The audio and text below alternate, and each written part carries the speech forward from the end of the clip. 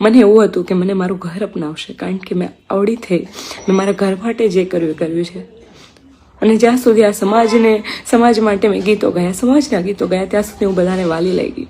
ત્યાં સુધી બધાને મારા જેવું કોઈ સારું નહોતું લાગતું.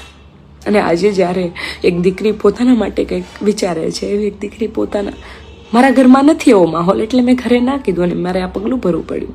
પણ હા, જેટલા પણ સમજે છે એ લોકોને કહું છું કે ઘરમાં એવો માહોલ બનાવો કે દીકરી ભાગે નહીં, અને દીકરી તમને સામેથી કહી શકે કે મને પ્રેમ છે.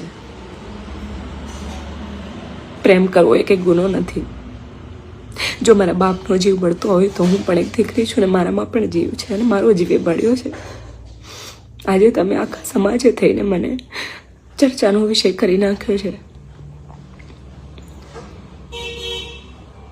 જે લોકો મોટા જે લોકોથી થોડીક ઉમેદ હોય છે, એ લોકો પણ આજે ન સાંભળી હોય, જે લોકોને વાતની ખબર જ નથી, એવી વાતો કરે છે. જ્યારે હું પટેલ સમાજમાં પરણીને ગઈ હોત અને એ દીકરો મને હેરાન કરત તો પટેલ સમાજ આવત?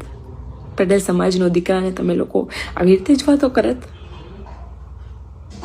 કેટલી દીકરીઓ એવી છે કે જે પટેલ સમાજની અંદર પણ હેરાન થાય છે, ત્યાં જઈને વાતો કરો.